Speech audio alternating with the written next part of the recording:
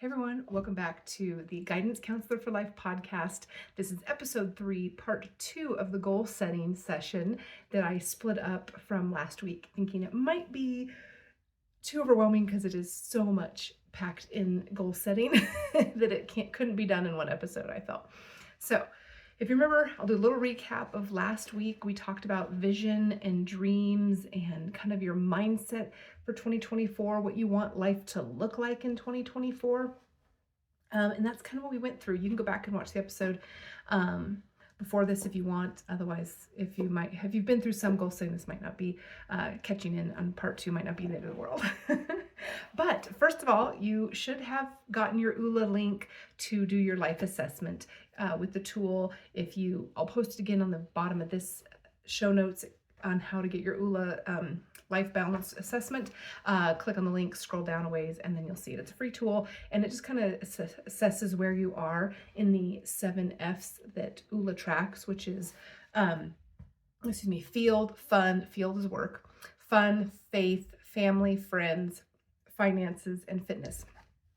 So kind of 7 areas just in general that we all have going on in our life that we can use. So if you have your wheel, usually you have, obviously in a wheel, you want it to be round and run smoothly. And we talk about, there's this work-life balance. Well, we know that doesn't really exist. And you can see it probably from your wheel, as most of our wheels can kind of get out of whack sometimes. You may be really low in one area and really high in another area. And so the whole goal is to get the wheel to roll. So you want things to be pretty even. But in life, things come high, things go low, and that's okay. And that's why we use that wheel to assess where we're at and make goals in order to make the wheel go round again. So what you're going to do is with those 7 F's, I want you to write 3 things that you want to do. Now, this isn't goal setting yet. This is just like if you were to take friends, I want you to write 3 things that you would do to make your numbers go higher in the friend setting. So for me this year, we're doing, excuse me, oh my goodness. For this year for friends, I want to do a quarterly planner meetup with my local planner babes. We like to get together and we kind of fell off last year, so I'm being intentional. And I figure if we try to do it quarterly, that is better than kind of just letting it go. So I'm going to set up quarterly planner meetups. I have a new friend that I met in the last year, and I want to cultivate that friendship. So that's another thing I wrote down. And then lastly, I want to do a monthly coffee date with friends. I think my friendships have kind of fallen. I mean, we're all connected still, I have friends that you haven't seen for 10 years, but you meet them for coffee and it's like you never have been apart. But I just want to cultivate those because in the season of life with 2 young kids, working full-time, doing my side hustle, those friendships have kind of fallen back a little bit. So I want to bring them to the forefront. So that was my 3 goals, or like I said, just writing things down generally for under friends. So you take each category and you write 3 things down you want to do. Then, if you're crazy like me, you would set SMART goals to all 21 of those, but I don't want to do that to you because that's too crazy. So, so next, once you got the 3 sentences written on each of those each of those categories, you're going to pick 3. 7. You're going to pick 7. Now, mind you, it doesn't have to be 1 from every category. It could be 2 from one category, 1 from another, none. You could say, well, really important wise, I don't need any from that category. You're probably going to look at where your wheel is, where are you really low. You probably want to at least pick 1 or 2 from that category. So you're going to pick 7 top items that you want to work on that you wrote down. Once you get those 7, we're going to take them and make sure they're written as SMART goals. Now, if you want to do all 21, then the first step, as you're writing each down, make it a SMART goal. I have also found, though, that if you write them down first and then go back and make them SMART goals, it's a little bit easier because you kind of have to take it through. I almost have to sometimes write my goals 3 or 4 times to get them through the SMART goal to make them work. So you're going to take your top 7 and then you're going to turn those into SMART goals. And so what SMART goals mean is the letters each stand for something. S stands for specific. So you want to be specific and narrowed. You don't want to be too broad, like I want to lose weight. That's too broad. You need to narrow it down, say, I want to lose 20 pounds. That's specific and narrow. The second part is measurable. Goals and progresses are measurable. If you just say, I want to lose weight, how are you measuring that?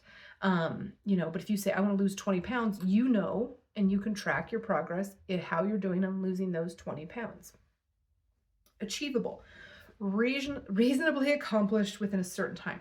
Don't go, this year I'm losing 200 pounds or 150 pounds. 50 pounds might be unreasonable. Whatever it is, try to make it attainable. So 20 is a good number, I think. But you can choose what you want. If you're going to be aggressive and go out there and you want to lose 50 pounds, rock on. Relevant. Again, this is important because you want to tie it back to your dreams and vision that you did in the first episode. Because again, if you say, I want to lose 30 pounds, but it has nothing to do with any of the goals and the mindset you had, it's going to be really hard to do that. For me, probably losing 20 pounds because I want to be able to get down. One of my visions for 2024 was to be able to play with my kids. So losing weight is probably an important part of that. I want to lose 20 pounds because that's for sure going to help me be able to get on the ground with my kids and get back up easily because I have less weight. And then T is time-based. Again, and it has to be somewhat relevant, but you need an end date. If you just say, I'm going to lose 20 pounds and there's no end date, you're not going to accomplish that because there's no rush or no pressure forcing you to a date. And so having that date is super important. So saying, if you have a wedding this summer and you want to lose maybe 5 pounds to get in that dress and for just to fit better, you would say, I want to lose 5 pounds by July 12th because I'm going to a wedding on the 14th. So that is what it means by SMART goals. So you're going to take each of your little things you wrote down, the 7 things, and you're going to turn them into SMART goals, making sure that, they're specific, measurable, achievable, relevant, and time-based. So that's what you're going to go through and do with all 7 of those. Then I just want you to pick one. If you're new to goal setting, just try one out. And guess what? It doesn't have to be the end of the year. You can have a goal, like I have goals that will end in January and April. You can set smaller goals, and I encourage you, if you want to do a few, you're thinking, I want to do maybe all 7 of these, don't all plan them to end at the same time. Don't all plan them to be done in 2 months. Spread them out a little bit. One of my goals is to do a Bible study with my husband this year. I'm not even starting that goal until April. So it's going to end in I think July, but I'm not starting it until April. So by spreading them out, pushing them out, and not having them all together, it's a little more achievable. If you do multiple, I recommend having one that does at least end in the first quarter. It just gives you that momentum to keep going and adding things. And if you do this one thing, let's say you think, okay, I'm going to lose 20 pounds this year by 12/31, and you lose it by August 1st or October 1st, come back to your goals and say, hey, what's the last quarter? I'm going to bang one out. What is one goal that I think I can accomplish towards the end of the year? So you can add as you go. I do a 90-day quarterly recap to make sure that what I'm doing is still following my 2024 plan and dreams and how it's going. So that is it. So you're going to pick your one. And then with that one, what you're going to do is get a calendar. I have a paper planner, so I love my paper planners. But for those of you who don't, I would highly recommend printing out 3 months of just a regular planner. And what you're going to do is you're going to take that one goal and write out what you're going to do each month and each week. So for the month of January, let me see, one of my goals is so I want to get caught up in scrapbooking. So my goal for month 1 is I have a lot of photos, mostly my husband's, that are kind of on his phone, old computers. So for the year, I want to get caught up on scrapbooking, to scrapbook 2024. So I remain caught up. And then I want to start working on backlog.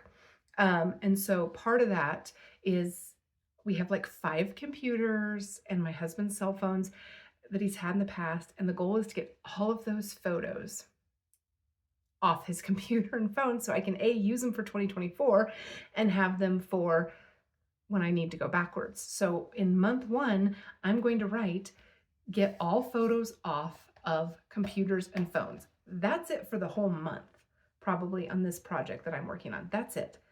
And you might think that's, that because it's going to take some time. And then what I would do is each week I would say, computer 1, download all photos off of it. Computer 2 is second week. Computer 3 and phone 1 is fourth week. Last computer, make it each week what you're going to do. Because if I just say, I'm going to get all the photos off the computers this month, guess what? The month goes by and it doesn't happen. So you need to make a list of what you need to get done during the month, then take that and break it down by week. This really helps keep you in your focus.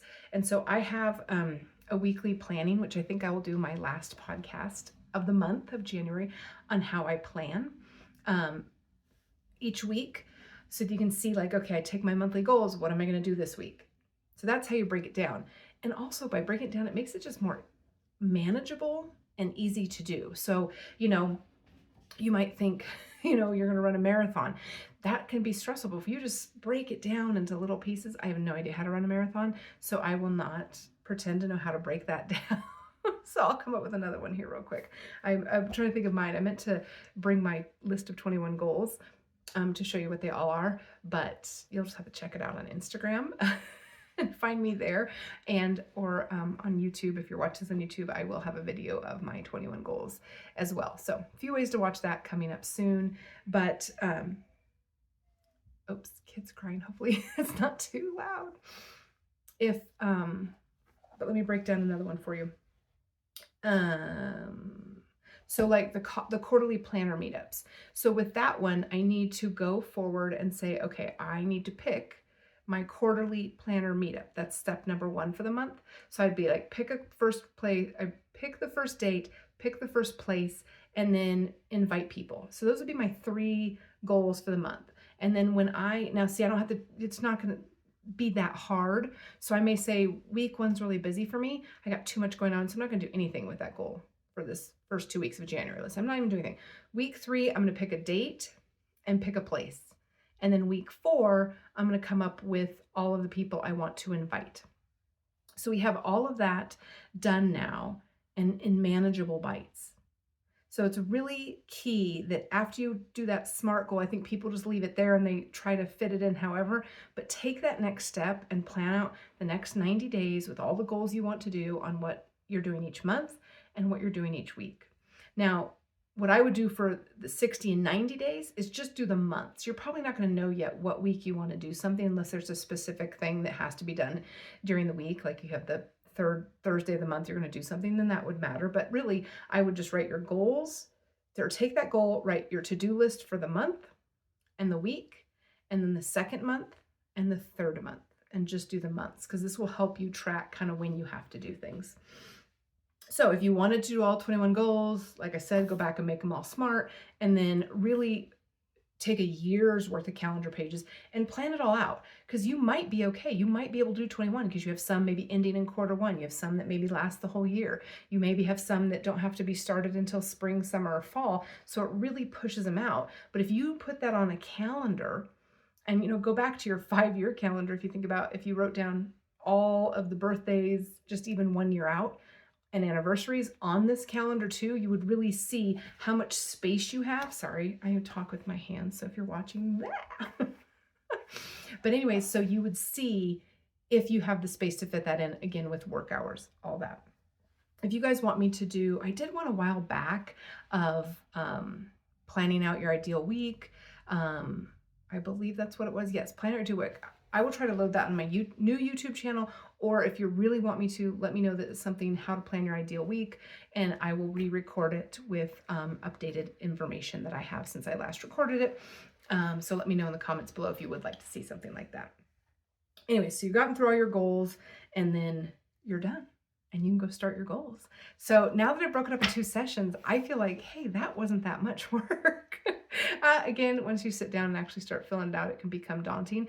But please do comment either here or on Spotify what your goals of the year are. How many you have? Because I'd love to be a cheerleader for you. And as always, if this has been a little much for you and you want to, you need more help, please feel free to reach out, and we can do some goal setting sessions. All right, everybody, take care.